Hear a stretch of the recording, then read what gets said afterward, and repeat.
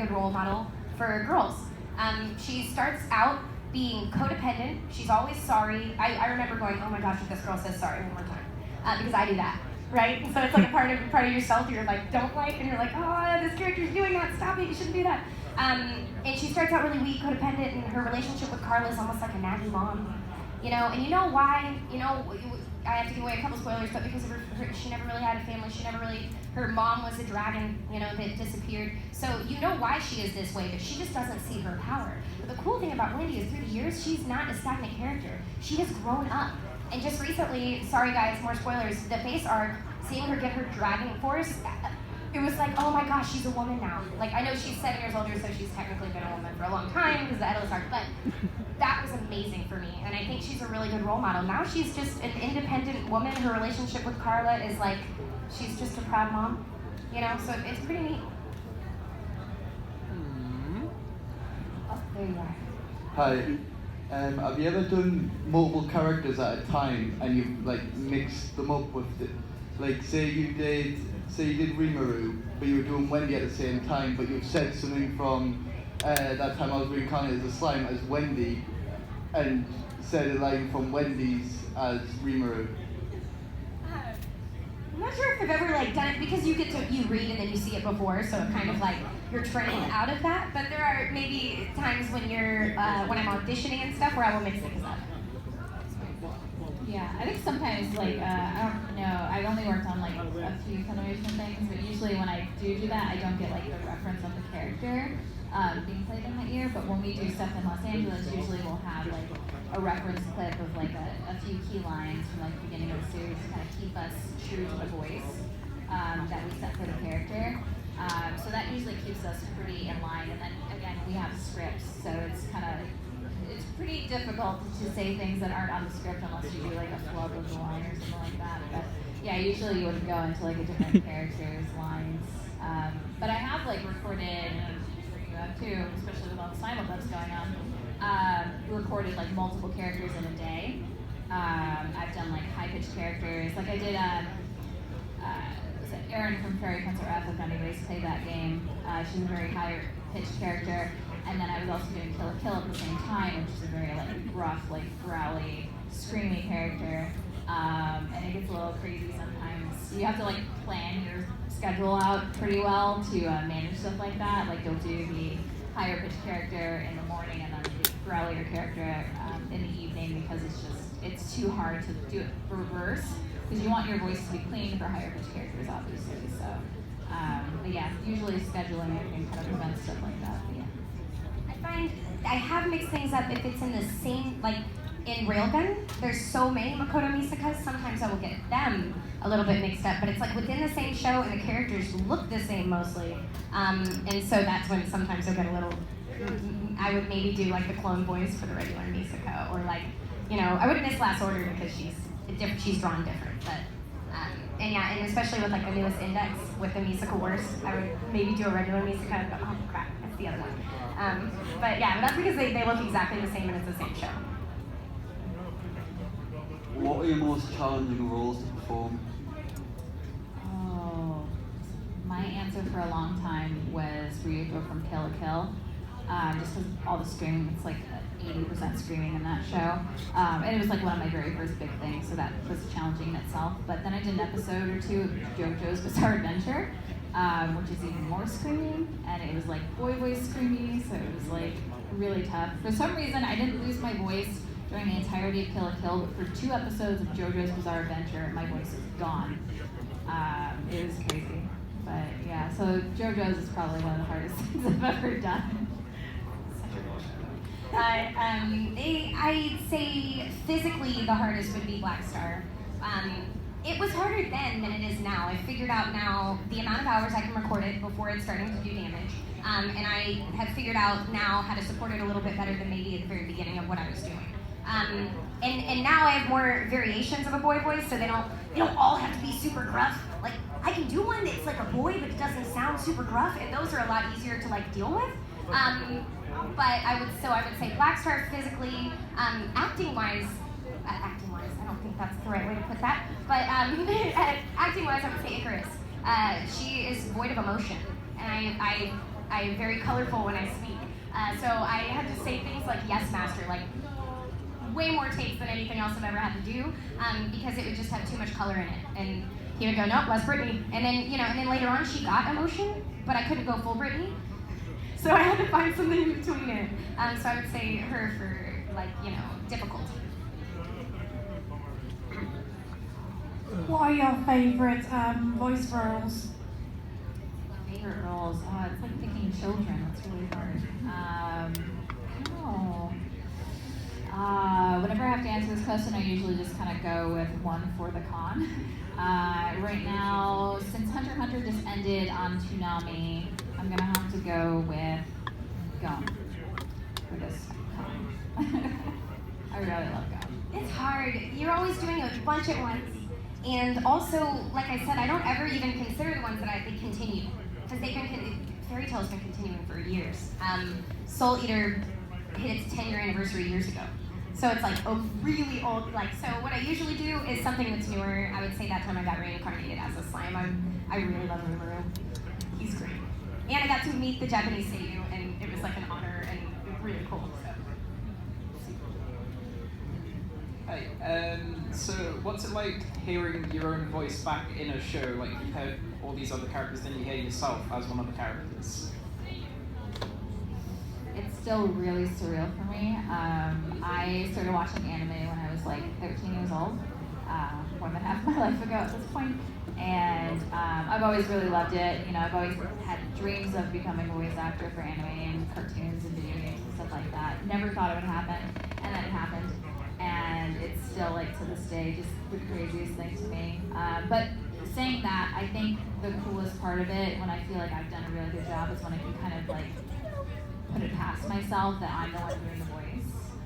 So that's always a cool feeling when I, like, can kind of draw emotions out of myself from my own performances and stuff like that. So. I think it kind of depends on the show, how you feel about it, right?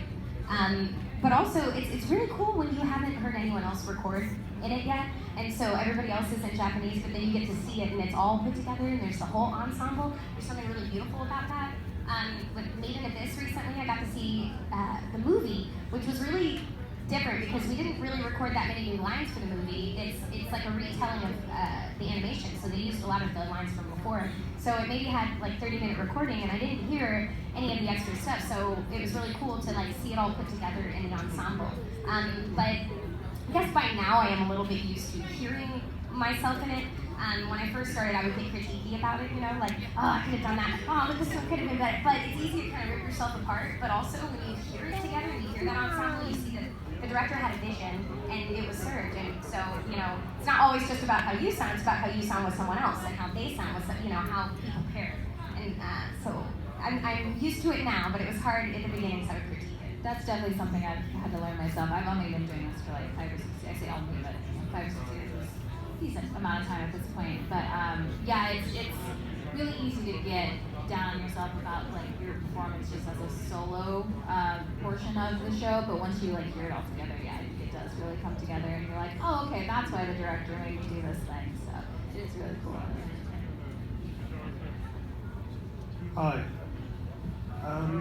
While in the booth, have you ever been affected or dropped any booth bombs? Oh, yeah, I can't remember. My memory's terrible. I won't say it verbatim, but it's in the Kill la Kill bloopers. If you watch them, find them on the internet. It's kind of hard to hear some of it though, because people are laughing and there's no like hit copy of it. But Alex Wendy, the director, made me do a bomb for Patrick Seitz, where in Kill la Kill, his character Gamadori is like whipping my character with his like weird bondage with regalia attack or whatever, and so he made me go, oh Patrick, please don't stop, and then played it for Patrick, and you can hear him laughing in the bloopers, and it was really awkward for me because I'm not a very like intimate person, so I was like, oh no, don't make me do this. He's like, do it, and I'm like, oh, okay. But Patrick found it funny, and I guess that's all that matters.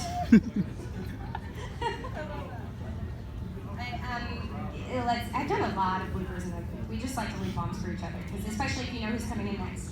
A lot of them don't go out. We did a lot of slime bloopers that they won't let us release. Like Japan's like gonna be one. Yeah, Japan's really picky about that stuff. But they finally let us put out fairy tale bloopers. They're on Twitter. If anybody wants to get on Twitter, Kyle, the director, has put up a bunch of bloopers. The funny thing is, we're not actually saying anything bad. He likes to get a word, maybe father, and then beep out after the F. So it sounds like you're saying something bad, but you aren't. So he will place the beeps that we usually hear before we record in weird places, and then it ends up being really funny. Most of the time, that's what Kyle does, and he's kind of a genius at it. So if you bleep out enough of those in a sentence, you can make it whatever you want, and it is very fun.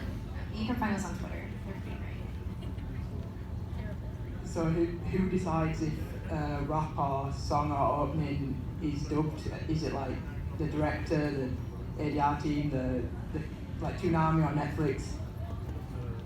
It's usually Japan, I think, because they're the ones who like hold the music license, and sometimes the music license is actually handled by somebody completely different in Japan. Like for Love Live, we didn't dub any of the songs because the Japanese music company that holds the license to the songs just was like, no, like the voice actors are basically their characters in Japan for Love Live, so they wanted to keep that element just to them. Yeah, I think the most recent case of that happening in at least Los Angeles was Cells at Work. They actually dubbed the opening, which was pretty cool. But yeah, it doesn't happen too often. I know Funimation tries to do it like as much as they can. Caitlin just posted about the Fuga songs, I think. But yeah, it's kind of rare lately. I think because I don't know why. I'm not even gonna say why because I have no idea. But yeah, I kind of wish it would happen more. Just as much as I'm sure you guys do. But Did you enjoy the Sachio rap? oh, the Sachio rap, yeah. I actually talked to Dave from Biz, who hired me to be Sachio in Megalobox, and he was like, yeah, I don't know. At first he didn't know if we were gonna do the rap, but then he was like, well, it's kind of weird to have, you know, me speaking before it and then have a completely different actor in a completely different language do a rap that kind of like was a really integral part of that character's like little monologue in the rap. So we ended up doing it, and yeah, it was pretty crazy. I've never done anything like that before, so it was really cool. We have dubbed some songs, but it is pretty rare. I know in Heaven's Lost Property we dubbed Falling Down. I'd say most recently is from Camp Pho, and we got to do some of the karaoke singing in that, but since the karaoke singing, we didn't have to make it like sound great. And then Wendy sings in Fairy Tale, though I must admit I was terrified because she hadn't sang before then, and I was like, why is she singing in episode 300 something?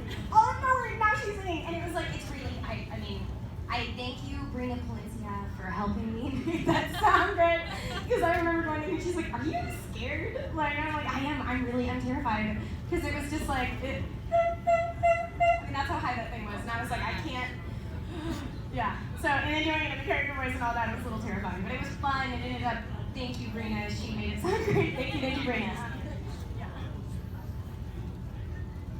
So with the recent announcement of Food Wars coming to Toonami, does this mean that we're going to see a dub of season 3 finally? If you're allowed to say it. Yeah, I would say yes. Right. And for Erica, what's the process for anime voice actors transitioning into other jobs within the dubbing process, so script writing and ADR directing, which you used yourself? Yeah, for me, honestly, it was a little strange because like I have always had an interest in ADR script writing. I just kind of like did it in my free time just for fun, like way back when, just to see if I could do it, you know. And then eventually came the opportunity to where we did the Little Witch Academia OVAs, and they were just, the scripts are basically just done by the translator, and they were interesting scripts. So by the time the series eventually came out, me and a bunch of other people that were involved with it were like, we'll do the scripts, can we do the scripts please? We want to make the scripts really good. So we volunteered and they let us do it, and didn't get paid very much just because it was like a really low budget project and we were still really new at it, so who knew? Nobody knew how it was going to turn out, you know, so, but we did it and I had a lot of fun doing it, and after that, Laura Post, my friend who's also in Little Witch and ended up directing this TV series, she ended up recommending me to places, and like I had other people recommending me, so eventually I started writing for Make Zoom and like Studiopolis and some other places, and yeah, I just kind of like, scriptwriters are really needed right now, so people that are local like usually just kind of, they're like, oh hey, I'm interested in this, and they'll usually kind of give them a chance. Not always. I think I just got lucky because for Bank Zoom, I've been working with them for a while, and they just kind of needed somebody at the time, and they're like, okay, well, I guess it couldn't hurt, so I did it, and then they ended up liking it, so they keep using me for stuff. But for script writing, though, it's like such a taxing process that for me personally, I can only work on shows that I have like a personal investment in. Otherwise, like it's just so like life-draining and it takes up so much of your time. But when it's a show I like, I actually really enjoy it. So, yeah. Thank you. Hi. Have you ever had any embarrassing or voice lines you didn't really want to act? Embarrassing lines you didn't want to act? I usually have like boundaries of the kind of stuff that I prefer to be in. Kill la Kill is probably like the borderline for me of like risque stuff. But even then, like I had seen the show and I actually liked it, so nothing was really too bad for me. Other than that voice freaker that bomb Alex had me do for Patrick that one time. But yeah, I usually don't have anything like that. I think in the Kakegurui, if you've ever seen that show, the compulsive gambler, that one I play a character that like enjoys fingernails and like collecting people's fingernails. Good times. And it didn't have to do with anything I said, but just like watching the visuals of it, I couldn't look at the screen. It was just, she would like pick at her fingernails and like pretend to take them off, and it was just like really gross. I couldn't do it. Yeah, I think she like bit them off too. It was really bad. But other than that, it was fun to do it. I just couldn't watch most of the screen when it was happening. I'm one of those people that I've been doing it I've been doing lewd anime for so long that they don't even ask me anymore if I'm okay with it. They just like, yeah, they're like, oh, everybody else is changing their name, but you don't care, do you? And I'm like, no, I'm good. They just know.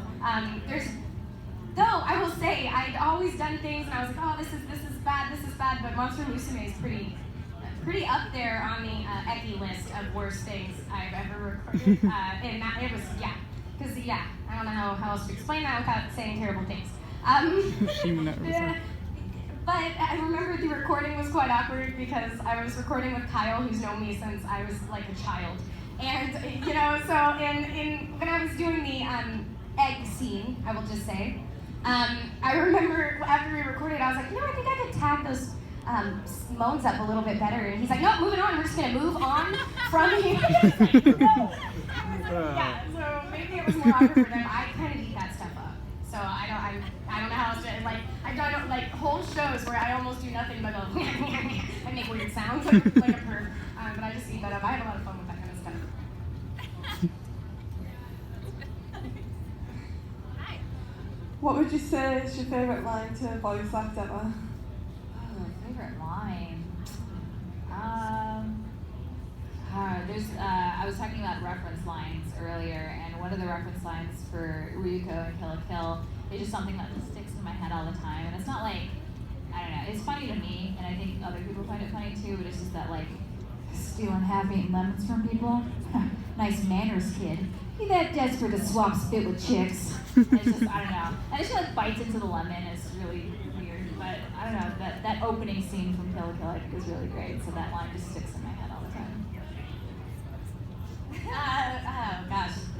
Trying to think of something that's appropriate for all ages. Because a lot of my favorites are not appropriate for all ages. Something appropriate. Oh, okay. Rimuru. I could do that. I could do those. My actual favorite Rimuru line I can't say because it is inappropriate. But there's Come At Me Bra was pretty epic for me. Or It's All Good in the Goblin Hood. That was pretty good. There's like the writing was really fantastic in that one. Like I gotta give credit to Christian McGuire because the writing was epic. And He Diddle Diddle, There's No Fiddle was pretty fun. But yeah, Konami Bra was like my shining moment of life. Because it was just too, you don't ever get to do that, but it was actually written that way, in Japanese, so, because that doesn't usually happen. So that was yeah, I can die now. This is a question for Erica. What's your first impression when you played Noah from Hyperspace Dimension Neptuna? I played her in Cyber Dimension Neptuna. I think that was the first game I did. I actually played the games before I took over that role, and I really like Noir, so I connected with her pretty fast, I think, and I love Tsunderes. Tsunderes are like the best Japanese anime trope, in my opinion. As you can tell by my Twitter name, Tsunderica. I'm pretty clever. No, I'm not. But yeah, I love her as a character, and I think she's really funny. And we did like the VR stuff for the 7 remake, and yeah, that stuff is really fun because you really get to like dive into her personality and like get to know her a little bit better, and I think she's really fun. Thanks. Hi. When it comes to really vocally demanded roles, so like for example with Wendy, the whole Sky Dragon role, like how do you take care of your voice, make sure it sort of lasts when you do recording session? What I have found when you lose your voice is that really the only thing that helps is sleep and water and not using it. And though there's a lot of tricks, there's things that you could use. When we did theater, we had this stuff called fart juice. It's like, it makes you fart, that's why they call it fart juice. But it's like orange juice and like honey and apple cider vinegar, or you could do a saltwater gargle and Mucinex and Advil. But really, the only thing that works is hydration, sleep, vocal rest. Nothing else. No, I pretty much agree. I guess in Los Angeles, I'm sure it's probably moved down to Texas at this point, but there's a voice actor who does a lot of like Western animation cartoons named Fred Tatasciore, who uses this like Chinese cough syrup. It's like this throat coat. It's called Koa. Yeah, the Loquat syrup. And they call it Hulk juice because he plays Hulk, Incredible Hulk, and just like guzzles it basically. But everyone in LA like uses it like a miracle cure at this point. I would use it sparingly if you're gonna look into using it because it's basically pure sugar. But yeah, so people use that. They'll drink it straight, like a spoonful of it. Sometimes they'll put it in tea. Yeah, I personally hydrate a lot and drink tea with honey in it. Non-caffeinated tea, usually green tea. And then yeah, sleeping. When I did Kill la Kill, I would take naps after every session just because it like drained me so much, and then I'd feel not like completely better, but at least mostly better enough to record the next day. But yeah, if you're really suffering, then like vocal rest is a really good idea. Usually, if you're gonna do, well, it doesn't happen for anime a lot of times, especially if you're playing a main character.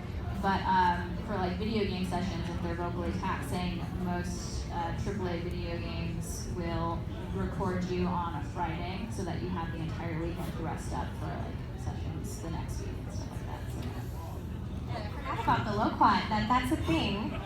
The last time I had a bottle of Loquat, I put it had like leaked over, and I put it on the table in the hotel, and it got stuck. That's why the Go-Gurt packets of it are amazing. Yeah, the little yeah, the bottles are terrible because they just real. get stuck to everything. Yeah, like I started pulling it off. It was taking off the varnish, and I was like, I'm just gonna leave that there. And I left it really nice.